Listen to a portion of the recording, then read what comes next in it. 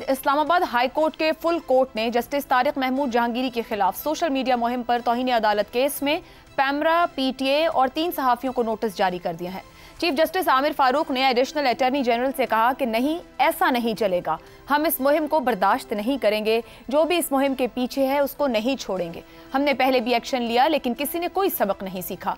Justice Aamir Farooq ने मजीद कहा कि पैमरा, पीटीए और एफआईए की क्या जिम्मेदारी है? क्या उनको नजर नहीं आ रहा? हम क्या डायरेक्शन देंगे? क्या हुकूमत की जिम्मेदारी नहीं है?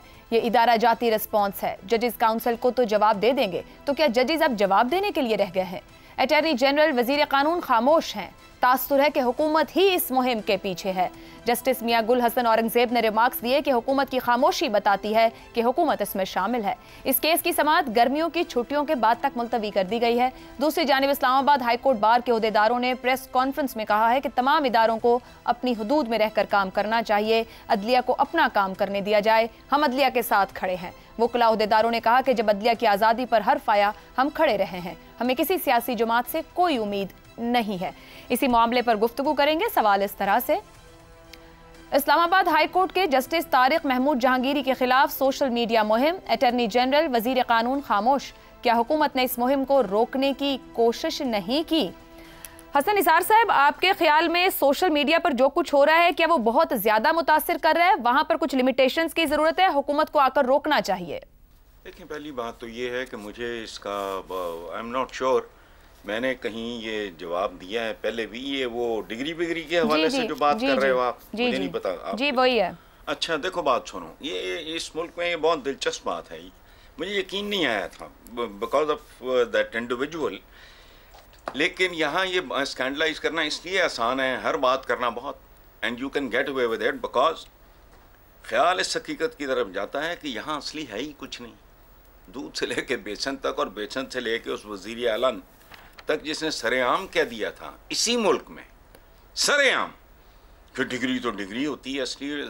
आखिरी बात मैं कॉम्प्लीमेंट करना चाह रहा हूँ अफसार आलम साहब को, जिन्होंने 3 बालों पर मुश्तमिल एक जुल्फ़े परेशान की बात की है, जो बहुत खूबसूरत और क्रिएटिव है। भाई वाह, चले, अच्छा हो, सुभान अल्लाह। सब सवालों और जवाबों पे भारी, 3 बालों जुल्फ़े परेशान, बस रह जाएं ये 9-3 भी न रहे। नुसरत साहब, ये जस्टिस जहांगीरी का मामला है, अदालती मामलात पर खत लिखने वाले 6 जजेस में शामिल हैं। पहले भी एक जज के खिलाफ सोशल मीडिया चलती रही।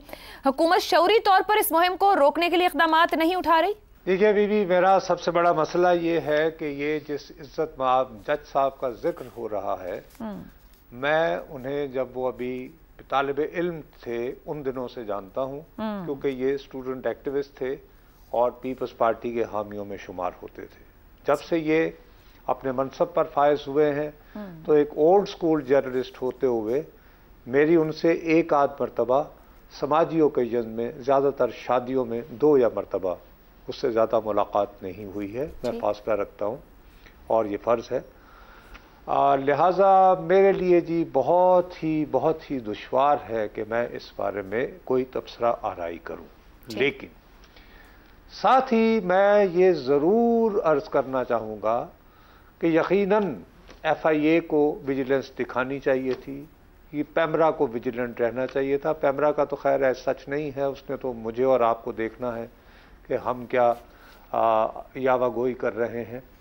और PTA इसमें, लेकिन एक बहुत बड़ा कैच भी है। हमारी बदकिस्मती है, मैं आपसे अर्ज कर रहा हूँ, बाकायदा स्क्रीन पे आपके सामने कह रहा हूँ, जुमे के रोज़ मैं लाहौर में था जी, वहाँ पे कुछ लोगों के साथ बैठ के हम खाना खा रहे थे, तो एक साहब जो बैरून मुल्क से तशरीफ़ लाए थे, उन्होंने मुझे कहा कि मुझे आजकल आपको टीवी पर देखकर दुख होता है, मैं समझता हूँ कि आप अब सच नहीं बोल सकते, आपने अगर सच बोला तो अरशद शरीफ वाला आलम होगा। और वो कह के चले गए। अब मैं हक्का बक्का हो गया कि यार ये क्या हो रहा है हमारे साथ। अब देखिए, इस पे एक बहुत बड़ा कैच है। आप ये देखिए, चंद ही रोज़ कबल हमारे यहाँ एक ताकतवर तरीन रियासती इदारे का बड़ा लंबा इजलास हुआ और उसके आखिर में एक टर्म आपको आई है, डिजिटल टेररिज्म जी।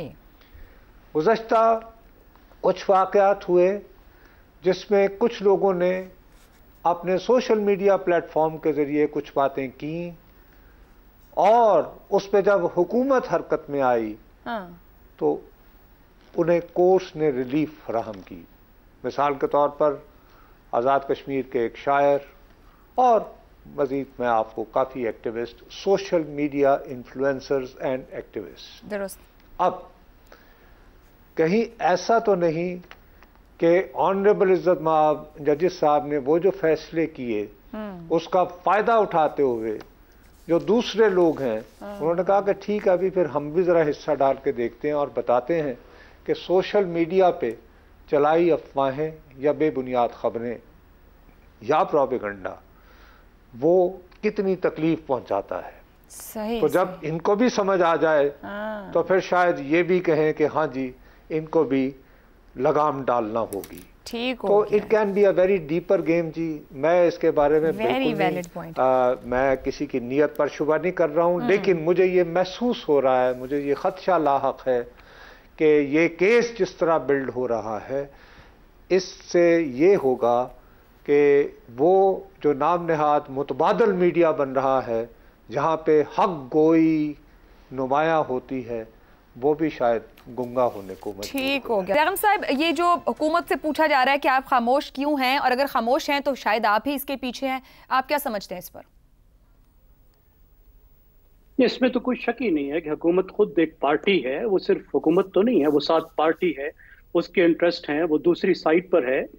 वज़रा जो खुद बयानात जिस तरीके से दे रहे हैं अदलिया के बारे में, जजेस के बारे में, फिर जो गवर्नमेंट के प्रो गवर्नमेंट या प्रो PMLN जो एक ट्रॉल्स हैं, उन्होंने भी तो ये देखा है कि this is the game in town, तो उन्होंने अपने ट्रॉल्स पाल लिए हैं। यू कैन आइडेंटिफाई देम, सबको पता है वो कौन है, और वहां पे जो कैंपेनें चलती हैं वो आपको मुझे सबको नजर आ रही हैं। तो बिल्कुल ये लोग शामिल हैं। और यहाँ पे मसला ये हुआ कि जिस तरह देखे PTI ने एक तरीका कार बनाया था कि इदारों पर दबाव डालो, उससे फायदा होगा। इस्टेब्लिशमेंट पर भी दबाव डाला कि हम सादिक और अमीन हैं और इसलिए हमारा साथ देना लाजिम है। अदलिया पर भी उसने दबाव डाला, एक वक्त तक उसका बड़ा फायदा भी हुआ। तो मुस्लिम लीग नवाज के बारे में हमारा ये ख्याल था कि ये वो यही गेम वो 1990 की दहाई में खेलती रही है, अब पीछे छोड़ आई है, अब ये बदल गई है, अब ये न्यू मुस्लिम लीग है। लेकिन अब ये एक ऐसी मुस्लिम लीग है जो PTI की नकाली करती है, जो नकली PTI बनने में ज्यादा खुशी महसूस करती है, जो समझती है कि अगर तोते की तरह PTI की कॉपी कर लेंगे तो हम भी बड़े मकबूल हो जाएंगे। तो वही हरकतें कर रही है और इंस्टीट्यूशंस को गिराना, इंस्टीट्यूशंस को खराब करना। देखिए, एक पिलर जो स्टेट का है उसको जलीलो ख्वार करना, रुस्वा करना, ये रियासत के खिलाफ जाता है, चाहे PTI कर रही हो चाहे मुस्लिम लीग कर रही हो। अगर कोई इंडिविजुअल ने गलत किया है तो आप प्रोब कर लें, उसके कानूनी तरीके मौजूद हैं, ETC मौजूद है। देखिए, ये हायर एजुकेशन कमीशन का काम है किसी डिग्री को वेरीफाई करना या ना करना। बिल्कुल सही। ये किसी और का काम नहीं है, ट्रॉल्स का काम नहीं है कि वो कैंपेन करके करें और पूरी अदलिया को खराब करें, एक जज के पीछे लग जाए इस वजह से कि उसका फैसला आपको पसंद नहीं आ रहा। दुरुस्त, ठीक है। अब सार साहब, सोशल मीडिया की कैंपेनिंग एंड ट्रोलिंग हमारी सियासत, सहाफत, अदलो इंसाफ सबको रूल कर रही है, क्या कुछ भी दायरे में नहीं रह गया? यही मकसद था इसका जब ये शुरू की गई थी, जब ये ट्रेंड किया गया था लोगों को, बच्चों को, जब उनको पढ़ाया गया था, बुला बुला के सिखाया गया था कि नफ़रत कैसे भरनी है, जहर कैसे भरना है, झूठ कैसे फैलाना है, तो वो फैल गया। अब मसला ये है कि हुकूमत बीच में फुटबॉल बनी हुई है दो पिलर्स के दरमियान। पिलर्स की बात हो रही है, पार्लियामेंट भी तो एक पिलर है ना, उसके पल्ले क्या रहने दिया हम सब ने मिलकर पिछले 10-20 साल में। जब पार्लियामेंट के पल्ले नहीं रहा तो अब पार्लियामेंट साइड पे खड़ी है, बल्कि साइड पे नहीं खड़ी, फुटबॉल बनी हुई है और दो और पिलर्स के दरमियान। तो बात यह है कि बात सच करनी चाहिए, और सच बात यह है कि मैं इस बात से एग्री करता हूं कि सोशल मीडिया पे दहशतगर्दी हो रही है, लेकिन मैं इससे आगे जाता हूं थोड़ा। मैं कहता हूं आवाम किधर जाए, आवाम की तो इज्जत है ही नहीं इस मुल्क में। अब देखिए ना, जजेस के आप रिमार्क सुन लें, बर्दाश्त नहीं करेंगे, छोड़ेंगे नहीं, अडयाला में गर्मियों गुजारेंगे, मतलब ये अदालत बरहम हो गई। मुझे ये चीज़ें सुन के तकलीफ होती है, क्योंकि अदलिया इन चीज़ों से बुलंद है और होनी भी चाहिए। क्योंकि मैंने माजी में देखा इसी अदलिया ने छोड़ा भी, दरगुजर भी किया, बर्दाश्त भी किया। गर्मियां तो छोड़ें, एक दिन पूरी अदलिया मिलकर जनरल परवेज मुशर्रफ को जेल नहीं भेज सकी एक दिन के लिए। लेकिन ठीक है, अजमत शेख साहब थे, रिटायर्ड जस्टिस सुप्रीम कोर्ट के, उन्होंने सिफारिश की नवाज शरीफ वज़ीर-ए-आज़म से किसी की सरकारी अफसर को तरक्की के लिए, वो उन्होंने नहीं मानी तो उन्होंने मैसेज भिजवाया कि अडयाला जेल में बहुत जगह है वज़ीर-ए-आज़म को रखने के लिए, और उन्होंने रखा। ये होती है ताकत अंधी। तो ठीक है, फिर ताकत आपस में अगर दो तरफ लड़ रही है तो हम तो वो मेंढक हैं या घास हैं जो बड़े बैलों की लड़ाई में पिस जाती है। तो ये हमारी किस्मत है। बहुत शुक्रिया आप